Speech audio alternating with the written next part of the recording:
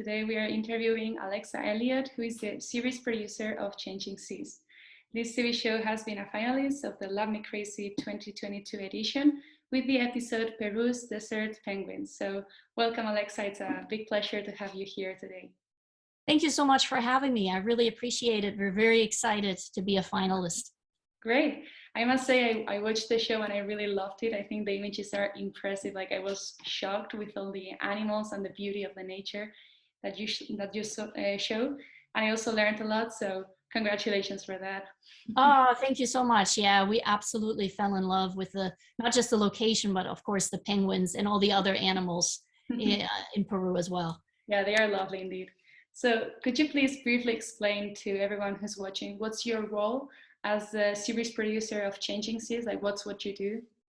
Yeah, of course. So I actually started the Changing Seas series 14 years ago. We're actually currently producing season 14. We air 4 episodes a year. And as a series producer, I kind of oversee the series as a whole, but I also produce most of the episodes. We have some episodes where we bring on other producers, but so this particular program was one of the episodes that I produced. Okay, good. And so, as you said, like this episode is located in Peru, in Punta San Juan.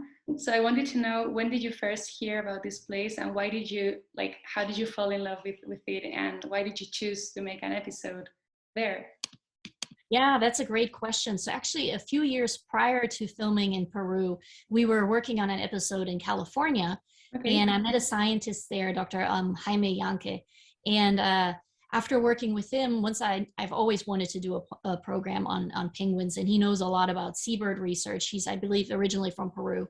So I had emailed him and said, hey, do you know any penguin researchers, that you could maybe introduce me to? And it's actually thanks to him, he put me in touch with Susana Cardenas, who's the director of the Punta San Juan program, and as well as Dr. Carlos Zavalaga, who was featured later in the episode on Guaniapa Norte.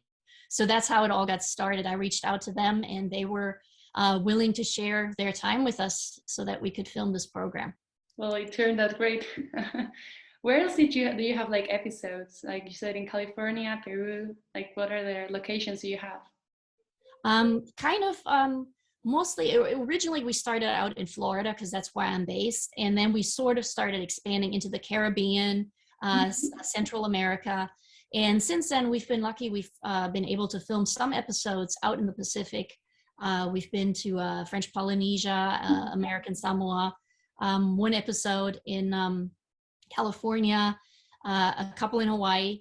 And yeah, we're currently actually working on 2 episodes for next season. One that features Hawaii and Alaska, another one that features the Pacific Northwest, so Washington State. So we've kind of branched out into a little bit colder climates, but most of them are still sort of within the United States or places close by to the United States. Okay, maybe we can see some of them in next editions of LabMeCrazy then. Oh, we'd love that. So as I mentioned before, some of the images in the episode are really impressive. I was shocked by how close you could get to the animals and capture like their everyday life. I thought that was beautiful. So I wanted to ask you, like, how did you manage to get so close to them without making them feel scared, or like, because they are really good images.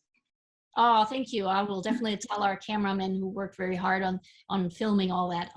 So it's actually, I'm glad you asked that, because there's Humboldt penguins. So it depends, different penguin species. Some don't mind people at all. Others are very skittish. And the Humboldt penguins are actually extremely scared of people. Yeah. So if you get too close to the point of where they will run off a cliff and fall to their death.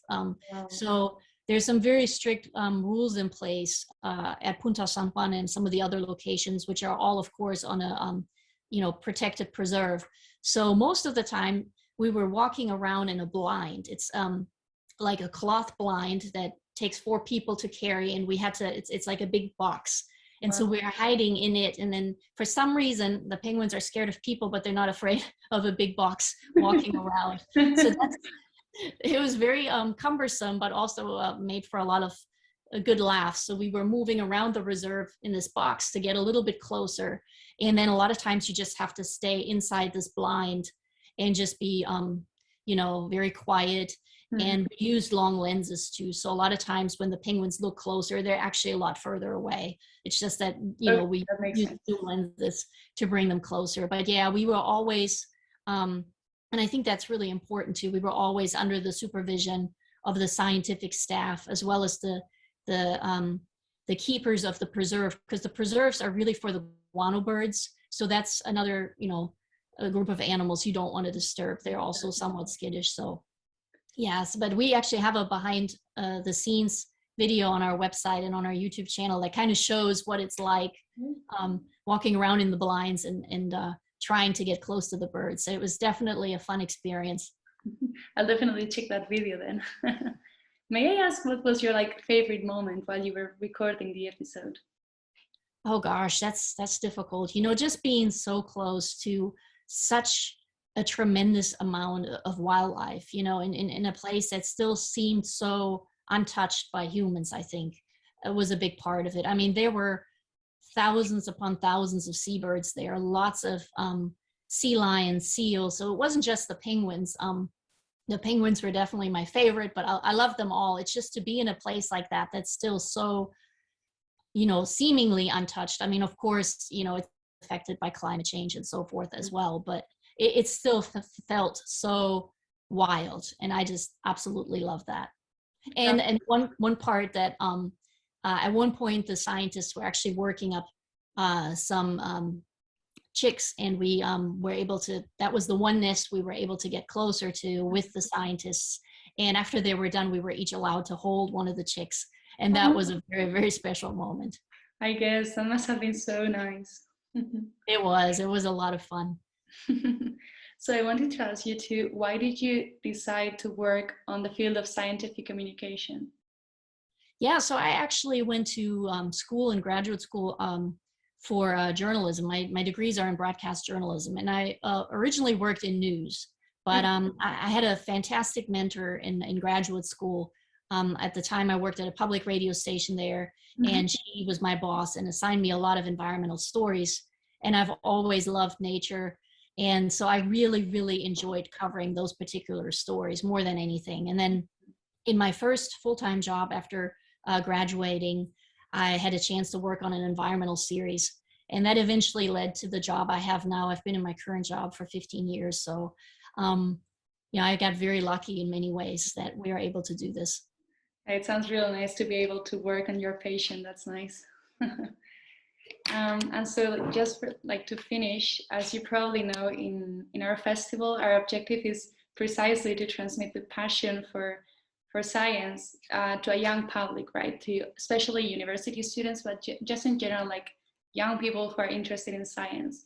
So I was wondering, in a TV show like yours, that's clearly trying to communicate science to like in a simple way to people, I wanted to ask you, like, what do you think is the value of this, right? Of bringing scientific topics to the people? I think it's really, really important. When we started this series 14 years ago, our goal really was to show our audience that science can be adventurous. It's exciting. Not everyone is in a lab, you know, doing things that most people might find boring. And we really also wanted to communicate how scientists go about their work, you know, how the process works, how they know what they know. You know, of course, we focus on marine science, but I think we kind of live in a world, especially here in the United States, where there's unfortunately a lot of misinformation and a lot of skepticism. And I think it's very important to have, you know, a place where these stories can be told in an unbiased way. You know, we stay away from politics or any of that. It's really just the scientists talking about their work and how they do their work, and kind of helping translate some of that to a general audience. I think it's really important because, you know, our world is changing so quickly, and I think matters that people understand how we're having an impact and what people are doing to try to understand the impact we're having and maybe do something about it. That's a great message, actually, absolutely. So I hope that sticks with people. People go to see your show and understand better what's happening in Peru, and hopefully like get a little bit more conscious about the importance of taking care of the environment and our seas and the planet in general. Yeah. Well, that was everything on my side. So thank you very much, Alexa, for answering to my questions. And I wish you the best of luck in the competition. And hopefully we can see you here in Pamplona. Thank you so much. We're very excited. I really appreciate your time. Thank you, Alexa.